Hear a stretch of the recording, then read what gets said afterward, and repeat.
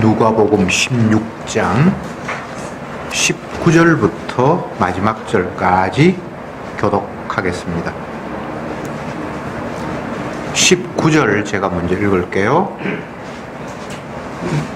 한 부자가 있어 자색 옷과 고운 베옷을 입고 날마다 화로에 연락하는데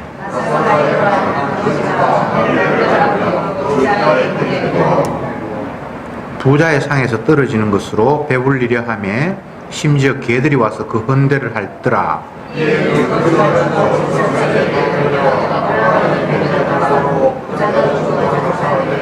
저가 음부에서 고통 중에 눈을 들어 멀리 아브라함과 그의 품에 있는 나사로를 보고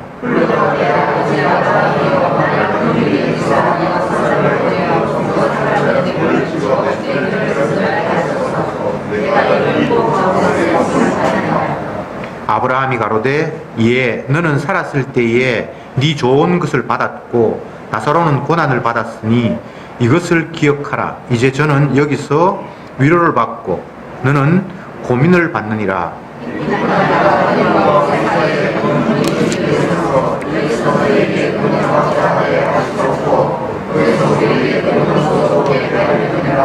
가로되 그러면 구하노니 아버지여 나사로를 내 아버지 집에 보내소서.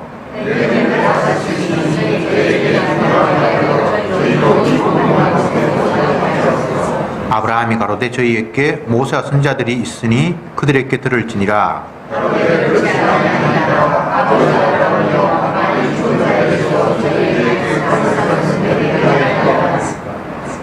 가로되 모세와 선지자들에게 듣지 아니하면 비록 죽은 자 가운데서 살아나는 자가 있을지라도 고난을 받지 아니하리라 하셨다 하시니라.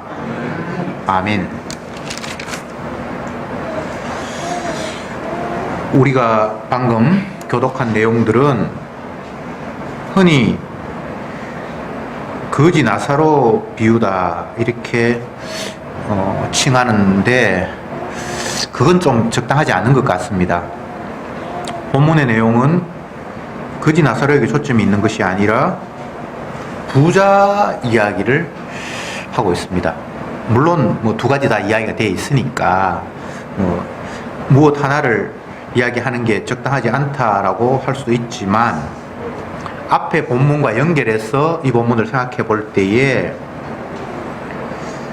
바리새인들이 제자를 향해서 예수님께서 하신 말씀, 불의한 청지기의 비유, 그리고 그것을 결론을 맺으면서 하나님과 재물은 겸하여 섬길 수 없다.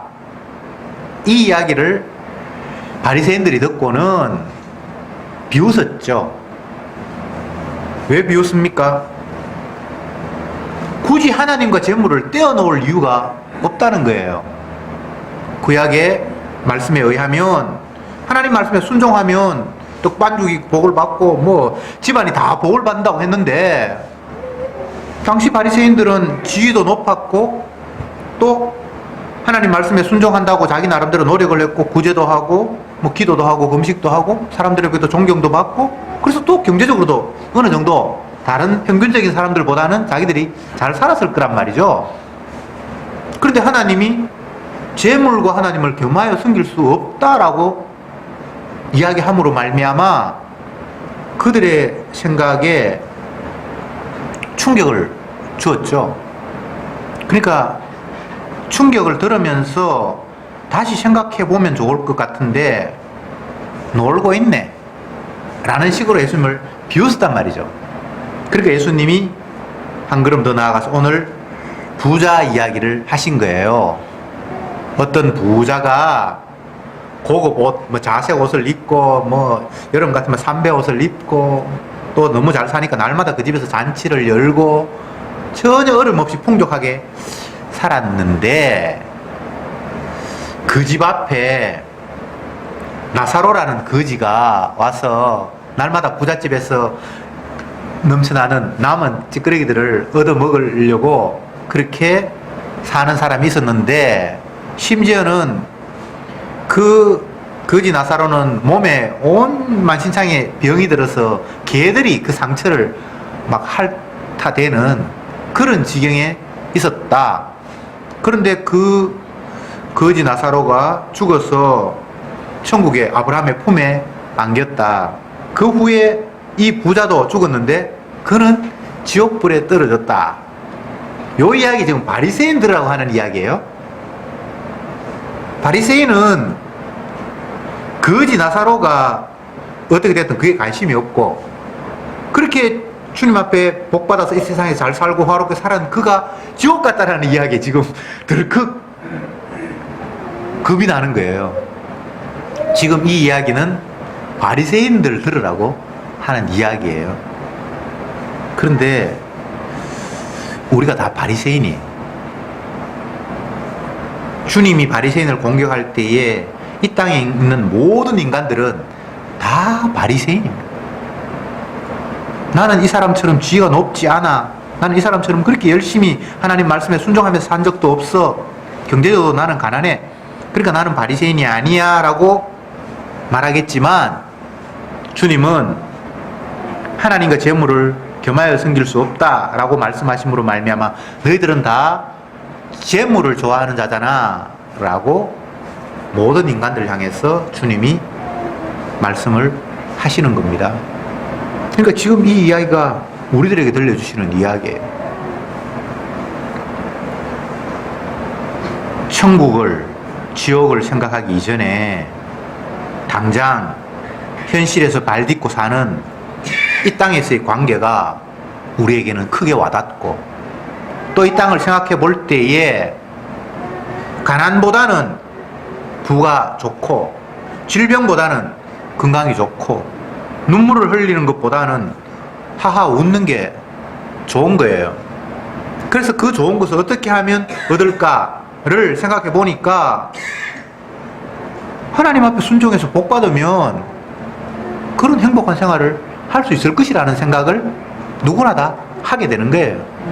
이건 뭐 종교를 떠나서 모든 게 다 공통적으로 가지고 있는 인간의 보편의식이에요. 악한 일 하는데 복 받는다라는 그런 종교를 봤습니까? 모두가 다 착한 일 하면 복 받는다고 생각하고 있어요. 이게 선악과 따먹은 인간들의 보편적인 의식이에요. 여호와 섬기는 사람들 예외가 아니에요. 교회 다니는 사람들도 예외가 아니에요. 다 선악과 따먹은 아담의 후손이기 때문에 그런 선악적인 구조를 벗어날 수가 없어요. 근데 주님이 그 선악적인 구조에 돌을 던진 거예요. 우리가 예수님께서 말씀하신 이 비유들을 보면서 부자는 호화롭게 살다가 지옥 갔고, 부잣집에서 얻어먹던 거지, 병든 나사로는 그렇게 비참하게 살다가 천국 갔다. 이 이야기만 딱 놓고 보면 그럼 우리가 가난하면 천국 갈 수 있겠네, 이런 식으로 생각할 수 있는데 전혀 그런 이야기는 아닙니다. 이 땅의 모든 인간들은 다 오늘 본문으로 이야기하면 부자에게 속하는 거예요. 돈이 많아서 부자일 수도 있지만 그걸 원하고 희망했기 때문에 그쪽 사람이에요. 진짜 이렇게 화롭게 사는 사람은 몇 프로 되지 않지만 이런 삶이 아니라 할지라도 대부분은 이걸 꿈꾸고 희망하고 기대하기 때문에 이쪽 편에 속했다고 볼 수밖에 없어요. 그래서 이 세상에는 가난한 사람이 없어요. 주님의 관점에서는 부자가 하나님 나라에 들어가는 것은 낙타가 바늘 구멍으로 통과하는 거하고 똑같다, 이렇게 말씀하셨을 때 이 땅에 있는 모두가 다 주님 보실 때는 부자예요. 너무나 가진 게 많아, 제게 많아. 주님 이건 내 거예요, 이건 내 거예요, 내 거예요. 다 자기게 너무 많아. 그래서 자기게 많은 그 부자들은 하나님 나라에 들어가는 게 불가능하다고 주님께서 말씀을 던졌어요. 그럴 때 나는 부자가 아니기 때문에 천국 갈 수 있죠 라고 말할 수 있는 여지를 차단하고 주님이 그 말씀을 하시는 거예요.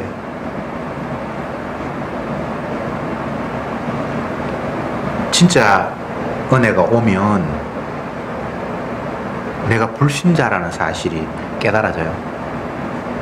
은혜가 오면 내가 믿음이 좋구나라는 게 깨달아지는 게 아니고 내가 아무것도 안 믿고 있네, 돈을 사랑하는 거 맞네, 하나님과 돈을 겸하여 섬길 수 없다 그랬는데 나는 겸하여 섬길 수도 있고 아니면 나는 물질보다 하나님을 더 사랑한다라고 스스로 착각할 수 있는데, 진짜가 은혜가 오면 하나님이 사랑은 없고 나는 온통 내 사랑하고 돈 좋아하는 나네라고 발각이 돼요.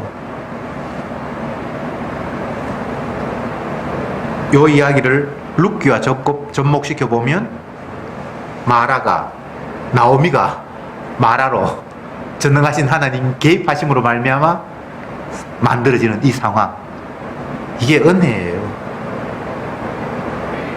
어느 누가 주님의 빛 앞에 자기 자신의 정당함을 드러낼 수 있었습니까?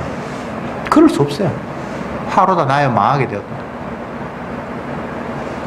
이사야는 백성들에게 하나님의 복음을 전하고 그들의 완악한 모습을 진노하면서 공격을 했고, 본인 스스로는 은혜 아래 있다고 생각을 했는데 주님의 영광의 빛 앞에 서버리니까 멸망하는 그 백성들 중에 자기도 하나라는 사실이 드러나 버린 거예요. 그래서 화로다 나의 망하게 되었다. 나 그동안 복음 전했는데요, 복음 전한다고 핍박받았는데요, 그렇게 생각하면서 자기는 그들의 무리와 다르다라고 생각을 했는데 주님의 빛 앞에 서보니까 그 멸망하는 백성들 중에 자기가 속해 있다는 사실을 깨닫게 된 거예요. 그게 바로 나오미가 마라가 되는 순간이에요. 바울이 죄인 중에 개수라고 하고 만삭되지 못하여 난 자 같다라고 고백했을 때 그가 주님의 은혜가 임해서 자기 자신을 본 그런 고백이에요. 주님을 모른다고 저주하고 떠나버리고, 그런 그에게 찾아온 주님을 만났을 때에 나는 죄인입니다, 나를 떠나소서 라고 말할 수밖에 없는 거예요. 어느 누구도 당당하게 나는 주님 믿습니다, 나는 세상 사람들과 같지 않아요, 나는 천국을 사모합니다 라고 주님 앞에 큰 소리 칠 사람이 없어요. 주님을 어떻게 사랑해요? 나는 나밖에 모르는데. 세상은 주로 말미암고 주에게로 돌아가고 모든 것이 출발도 주님이고 과정도 주님이고 결과도 주님에게로 돌아가는데, 우리는 모든 것이 나에게 출발해서 나한테 돌아와야 돼요. 무엇이 좋다 나쁘다 그게 나와 연관이 있어요. 주님과 연관이 있는 게 아니에요. 기쁘다 슬프다 그게 나와 연관이 있어요. 주님 때문에 기쁘고 주님 때문에 슬픈 게 아니에요. 모두 주의 자리에 내가 다 앉아 있어요. 주님의 영광을 위해서 세상을 만들었다고 말씀하셨는데 우리는 내 영광을 위해서 세상에 돌아가야 되는 거예요. 내 자식, 내 집, 내 가정, 내 직장 다 내가 중요한 거예요. 오늘 본문에 보면 이 부자가 지옥 가서 보이는 반응이 아주 재밌어요.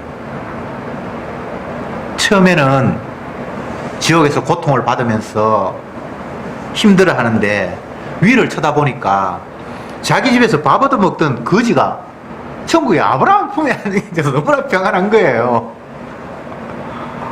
그래서 그가 처음 하는 말이 천국에 있는 아브라함을 향해서 아버지여, 유대인들은 그 아브라함을 조상이라고 생각하니까 아버지여, 저 당신의 품에 안겨있는 나사로는 우리 집에서 밥 얻어먹던 사람이에요.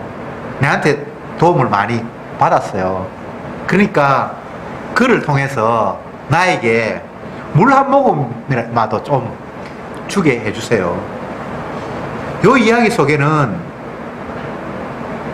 아직도 자기의 과거의 행위가 이렇게 비참하게 떨어지는 것은 뭔가 억울하고, 나는 천국에 있는 저에게 뭔가 밥이라도 한 그릇 줬으니까 그 반대급부로 나도 물 한 모금만이라도 줄 수 있는 환경 아닙니까? 라고 끝까지 자기의 정당성을 크게 깔고 있어요. 이 참 지옥 갈 수밖에 없는 모습이에요. 지옥 가서도 자기 옛날에 잘했는 거, 저 친구한테 내가 혜택 줬는 거, 그걸 생각하고 있는 거예요. 참 지옥이 무섭죠. 우리는 이 땅에서 늘 지옥을 경험하며 살잖아요. 내 정당성, 내가 니한테 해줬는 게 있는데 네가 그럴 수 있나? 계속해서 나가 떠나지 않는 거예요. 그것만 있습니까? 그게 안 되니까 두 번째 또 요청합니다. 그러면 좋습니다. 아브라함이 그 부자의 요청에 뭐라고 이야기합니까? 네가 있는 그곳과 이곳은 이미 경계가 나눠져 있으니까 서로 오고 갈 수 없다. 너는 그쪽에 살아야 되고 이쪽에서 살아야 된다. 그렇게 하니까 그러면 그건 이제 포기하겠습니다. 그 대신 나사로를 내가 살던 그 세상에 보내서 우리 형제들은 지옥에 못 오도록 좀 해주십시오. 이곳이 너무나 힘들다는 사실을 얘기해 주십시오. 거기에서 또 자기 형제를 생각을 하고 혈육을 생각하고 있는 거예요. 이게 지옥이에요. 천국에 있는 나사로는, 거지는 아무 말이 없어요. 그냥 거기에서 주님을 찬양하는 것 뿐이겠죠. 뭐 세상에 뭐 걱정하거나 어떻게 이런 게 아무것도 없는데, 이 지옥 간 아브라함은, 이 부자는 계속해서 자기를 잊지를 못하는 거예요. 자기가 연관지어서 또 뭔가를, 형제를 생각하고 뭔가를 생각하는 거예요.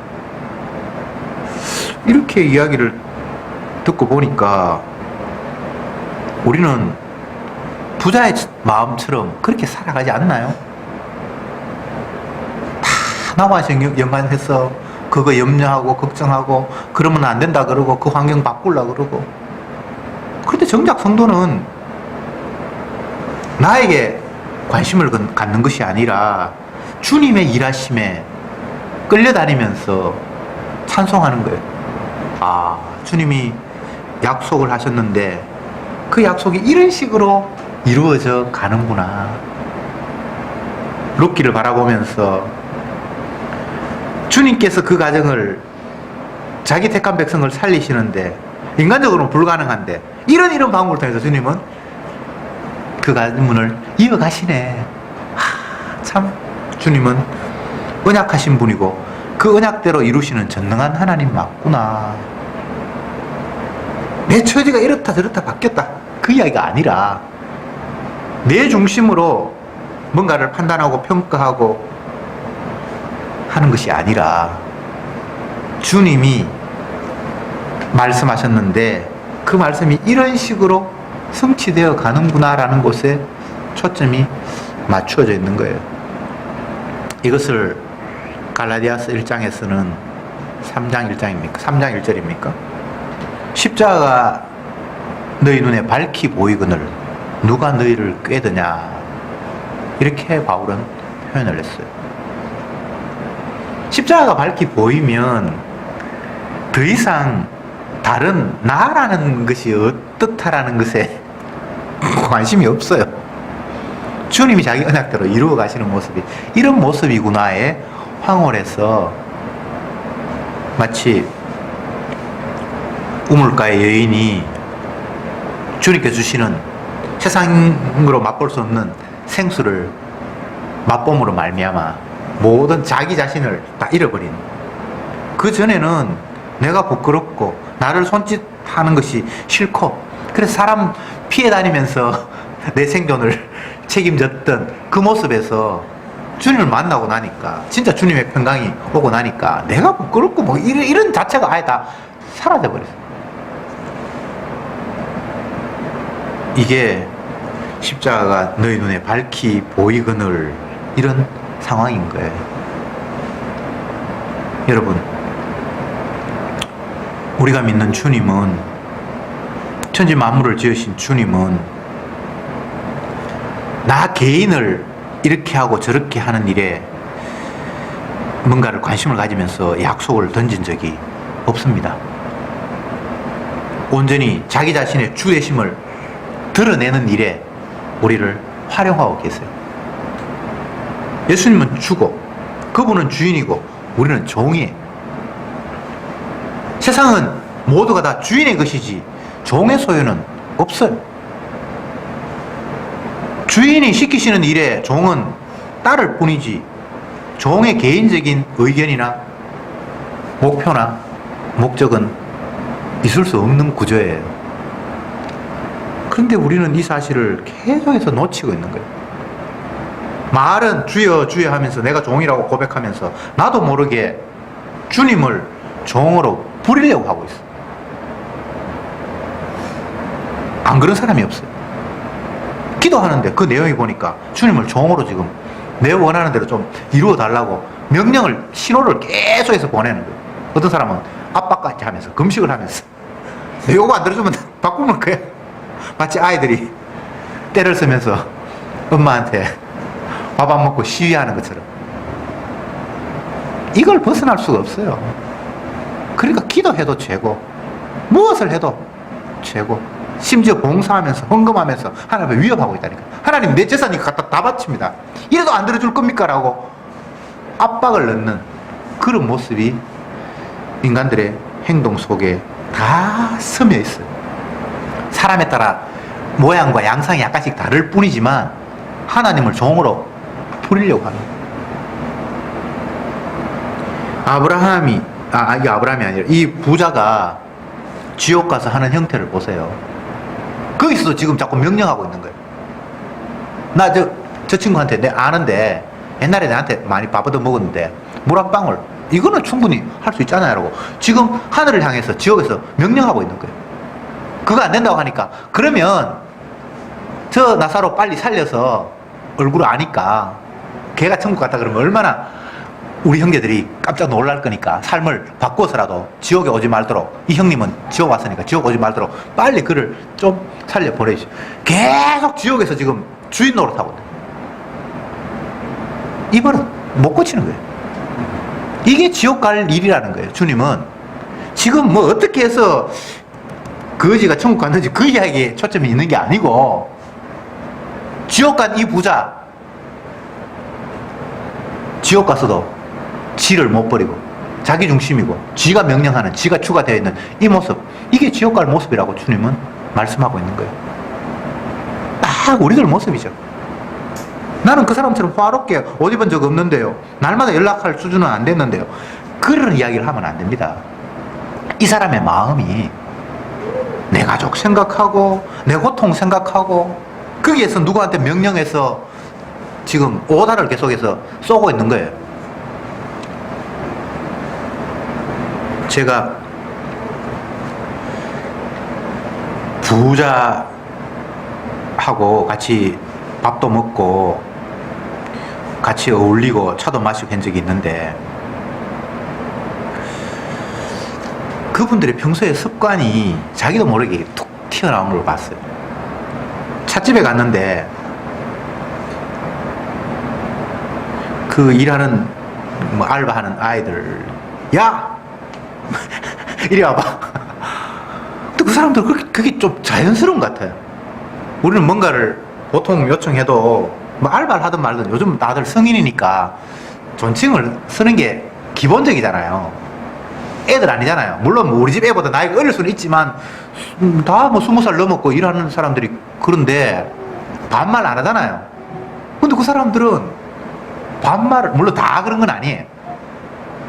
근데 제가 보니까 그 사람이 악해서 그런 게 아니고 늘 이렇게 지시하고 명령하는 게 습관이 됐어요. 자기는 돈 내는 사람이고 오더를 내리는 주인이니까 내가 당연히 이 찻집에 왔으면 내가 찻값을 얼마든지 낼 수 있으니까 내가 하는 요구를 너희들은 들어야 된다라는 그런 뉘앙스. 마치 대한항공의 그 오너들의 가족들처럼 그냥 항상 늘 명령을 했고 지시를 했고 그게 너무나 자연스러운 거예요. 그래서 기분이 나쁘면 아예 반말하고 폭력적인 행사들을 자기 뜻대로 안 되니까 당연히 나는 너에게 돈을 주니까 내 요구에 들어줘야 한다는 것이 생활에 습관화되어 있는 거예요. 그래서 모든 사람의 대상들은 내 말에 따라야만 되는 뭐 박근혜 옛날에 대통령도 그런 모습을 우리가 봤잖아요. 사람이 나빠서가 아니고 늘 지시하고 명령하는 위치에서 어릴 때부터 살아왔기 때문에 다른 사람들은 내가 명령을 하면 당연히 예스, 예, 알겠습니다라고 따라야 되는 게 자연스러운데 만약 거기서 브레이크를 걸었다면 나쁜 사람이 돼버리는 거예요. 이 나쁜 사람. 제가 어떤 특정인을 비하하고 욕하기 위해서 하는 이야기가 아니라 인간이 그렇다는 거예요. 저와 여러분들은 불행인지 다행인지 모르지만 그 정도의 위치에서 오늘 본문에 나타나는 이 부자처럼 이렇게 호화로운 옷을 입고 날마다 연락하는 그 정도의 수준은 아니라서 이런 모습이 아닐 수 있지만 마음속에는 이러고 싶은 거예요. 그리고 내 명령 한마디로 내가 원하는 거 이루었으면 좋겠어요. 그 자리에 올라가려고 기도도 하고 공부도 하고 노력도 하고 애쓰고 그게 이 세상 살아가는 사람들의 삶이에요. 부모가 되어서 자식을 향해서 기대하고 소망하는 바가 뭡니까? 이런 삶을 살았으면 좋겠다는 거잖아요. 그렇잖아요. 자녀가 부자 되기를 원하지 가난뱅이가 되기를 원하는 사람은 아무도 없어요. 그걸 목표로 열심히 공부해라. 시험 이제 얼마 남지 않았는데 네가 그렇게 놀아서는 안 된다. 가난을 목표로 그렇게 자녀에게 강요한 사람은 미친 사람이죠. 그런 사람 없어요. 무엇을 하든 너는 이 세상에서 잘 살아야 돼. 남들에게 명령하고 지시할지언정 지시받고 을이 아니면 뭐 병정으로 살기를 원하는 부모는 아무도 없어요. 갑이 돼야 되는 거, 갑이 돼야 되는 거. 근데 갑이 되면 어떻습니까? 오늘 본문에 나타난 것처럼 이런 사람이라는 거예요. 지옥 가야 될 사람이라는 거예요. 참 예수님의 말씀이 모질죠. 처음에는 부자를 지옥 보내신 예수님을 대비시키고 있어요. 이 이야기 속에 부자와 거지 나사로를 대비하는 것처럼 그렇게 보지 말고 연락하는 부자, 이 세상에서 날마다 화로운 옷 입고 잔치 벌리는 이 부자와 그 부자를 지옥으로 보내신 예수님을 대비시키고 있어요. 이 이야기 속에. 그리고 한 걸음 더 나아가서 그 다음에는 천국에 있는 나사로와 지옥 간 부자가 대비되고 있어요. 어떻게 대비되고 있습니까? 제가 말씀드렸듯이 지옥 간 이 부자는 지옥에서도 지가 주가 되어 있어. 뭔가 말이 많아. 이것 주세요, 저것 주세요, 이런 거 하세요, 저거 하세요. 근데 나사로는 아무 말이 없어요. 이렇게 대비시키고 있어요. 참, 예수님의 말씀을 보면 놀라워요. 이렇게 또 대비를 시키고 보니까 부자가 하나도 지금 안 부러운 거예요. 이 상황에서도 부자가 부러울 수가 없잖아요. 지금 지옥 가서 이 세상의 삶이 뭐 길어야 100년인데 지옥 천국에서 결정이 돼버리면 그거는 영원이잖아요. 잠깐 웃다가 영원히 고통받는 걸 원하는 인간은 아무도 없죠. 예수님이 이 이야기를 보면 누구도 이 부자가 부럽지가 않았던 거예요. 화려한 옷을 입고 날마다 연락하는 이 사람이 전혀 지금 안 부러운 거예요. 바꿔 이야기하면 온몸에 흔대가 나서 개가 핥아야 되고 본인이 스스로 일할 능력이 안 되니까 부잣집 대문에서 밥 얻어 먹어야 되는 이 비참한 신세가 나중에 천국 갔다라고 생각을 하니까 이게 뭐 그렇게 크게 지금 문제시가 될 수 없는 상황이 와버린 거예요. 이 역전의 현상. 주님이 이 비유를 말씀하기 전에는 한 번도 거지 같은 나사로가 부러운 적이 없었고 부자가 부러웠는데 주님이 이 비유를 턱 던지니까 우리의 생각이 지금 막 다 흐트러져 버리는 거예요. 아, 이 땅에서 잘 산다라는 게 그다지 크게 의미가 있는 게 아니구나. 반대로 이 땅에서 비참한 삶이라는 게 그것도 그렇게 심각하게 우리가 거부해야 될 만한 그런 상황이 아닐 수도 있겠구나라는 새로운 생각을 가지게 되는 거죠. 물론 그렇게 생각한다고 해서 뭐 그대로 결정되는 건 아니지만 우리의 당연한 보편의식, 상식을 확 주님이 지금 흔들어 놓고 계시는 거예요. 내가 이 땅에서 복이라는 것, 아니면 반대로 이 땅에서 저주받았다라는 것이 그게 복이고 저주가 아닐 수도 있겠구나라는 그런 생각을 예수님의 말씀 통해서 다시 한번 하게 되는 거죠. 사실 따지고 보면 주님의 한마디 한마디는 전부 다가 우리의 평범한 생각과는 정반대에 서 있습니다.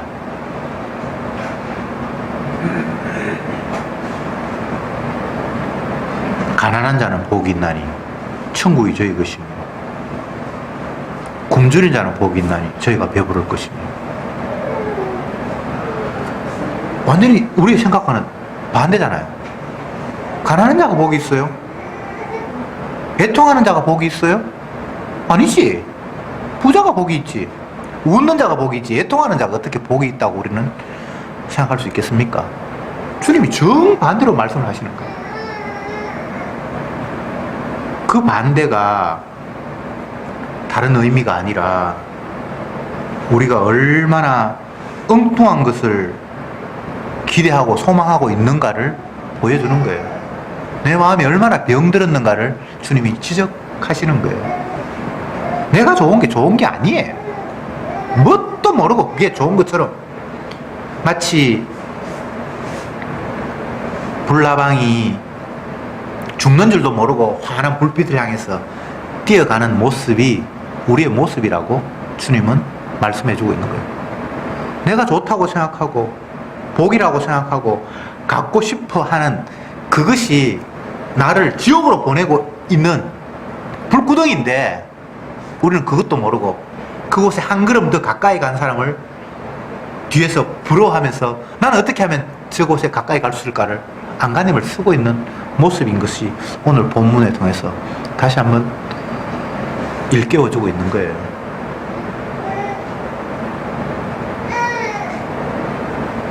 세상은 잠시 있다가 사라져버릴 안개 같은 거예요. 우리도 마찬가지고 이 세상이나 세상에 있는 것들은 잠시 있다가 사라져버릴 것이다. 그런데 잠시 있다가 사라져버릴 것들을 계속해서 탐내고 있잖아요.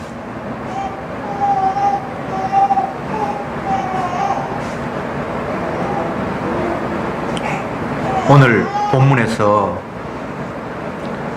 아브라함이 부자에게, 지옥간 부자에게 이런 말을 하고 있습니다.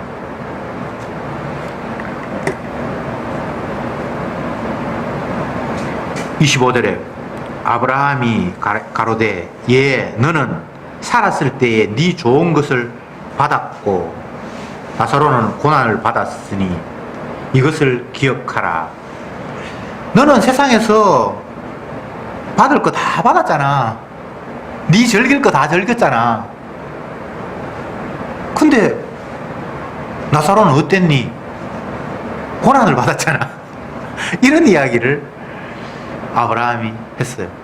물론 이 아브라함의 이야기는 예수님의 이야기라고 보면 되겠죠. 네 세상에서 네가 즐길 거 다 즐겼잖아. 뭐가 아쉬운데? 마태복음 6장에서는 이와 비슷하게 이렇게 이야기를 했습니다. 저희가 자기 상을 이미 받았느니라. 세상에서 존경받고 부자로 살고 지가 남들을 구제했다고 열심히 하니까 사람들이 구제받으면서 감사합니다 그러고 주위의 사람들이 보면서 박수를 치고 네 세상에서 즐길 거 다 즐겼잖아. 근데 그게 이미 상 다 받았는데 뭘 또 지금 와서 상을 네가 천국 상을 받겠다고? 그러니까 예수님께서 하시는 말씀이 이 세상에서 높이를 받는 자는 하나님의 나라에서 미움을 받는다고 얘기했잖아요. 근데 그들은 그렇게 생각하지 않았죠. 내가 말씀에 순종해서 사람들로부터 칭찬을 받으니까 이건 천국에서도 당연히 상을 받을 것이라고 연결이 되어 있다고 생각을 했잖아요. 근데 주님은 이 세상에서 높임을 받으면 하나님 나라에서 미움을 받는다고 얘기를 했잖아요. 지금 이 상황을 계속해서 주님이 반복해서 이야기하고 있는 거예요. 너 세상에서 받을 거 다 받았잖아.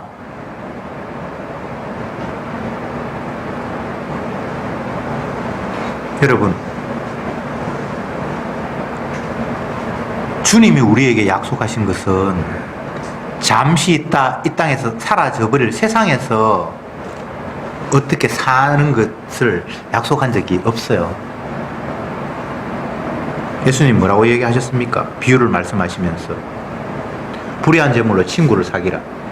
그리하면 나중에 친구가 너를 영생의 나라로 부를 것이다. 그렇게 얘기했잖아요. 그 약속에는 이 땅에서 어떻게 된다라는 약속을 주님이 한 적이 없어요.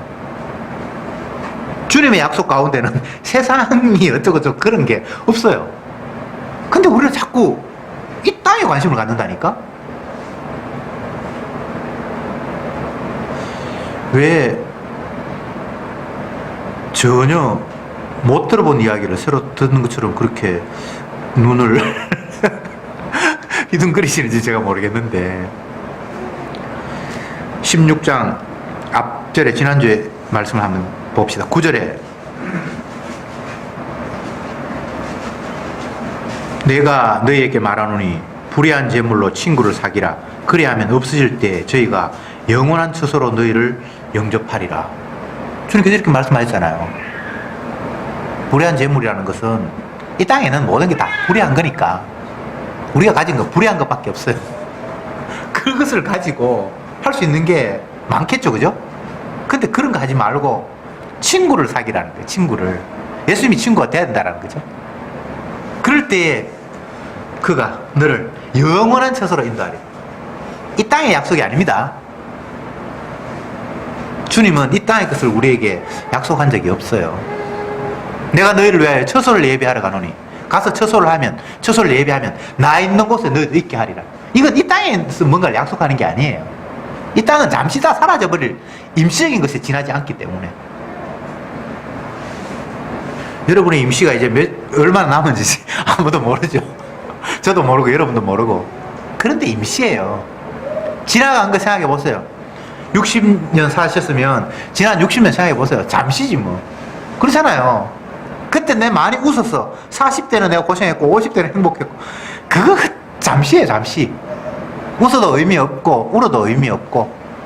다만 그 지난 일들은 얼마나 우리가 완악한 것인가를 보여주는 시간들이었어요.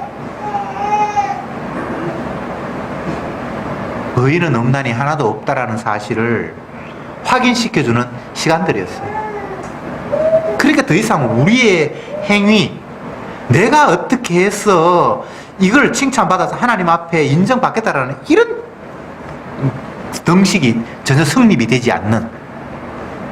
그래서 내 이 완악한 죄를 위해서 하나님의 아들이 대신 저주를 받아야만 했구나라는 이 새로운 등식이 성립이 되는 거예요.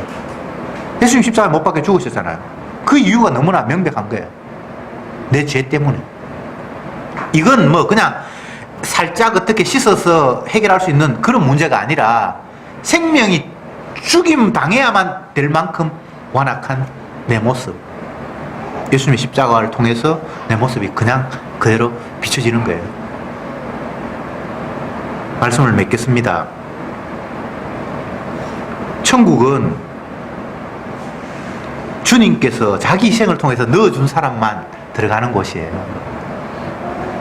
천국 간 사람이 자기 행동에 대한 정당성을 주장할 수 없는 곳이 천국이에요. 바꿔 이야기하면 지옥 간 사람은 지옥 가서도 지 정당성 주장하고 있어요. 여러분 살면서 내가 정당한 게 뭐가 있습니까?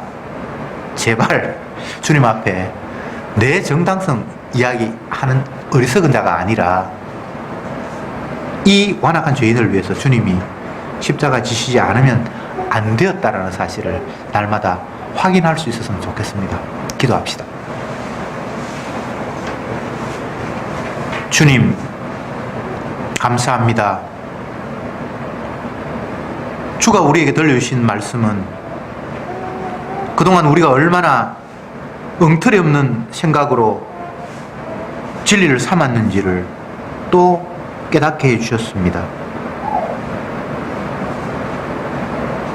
이 땅에서 사람들로부터 인정받고 가능하면 화롭고 넉넉한 자리에 웃으면서 연락을 하면서 살기를 기대했던 저들입니다.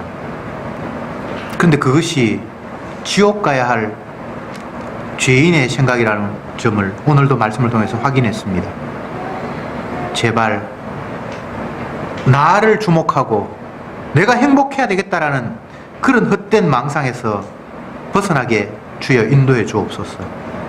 우리가 이 땅에 사는 것은 사나 죽으나 주님의 주되심을 드러내는 일, 주님이 당신의 약속대로 모든 것들을 펼쳐간다는 사실을 확인하면서 찬송할 일이 저들의 일인 줄 믿사오니 주님의 약속을 날마다 확인하게 하시고 또 그 약속이 이루어지는 모습을 통해서 주님 앞에 기뻐 찬송하는 저들이 되게 해 주옵소서. 예수님의 이름으로 기도드립니다. 아멘.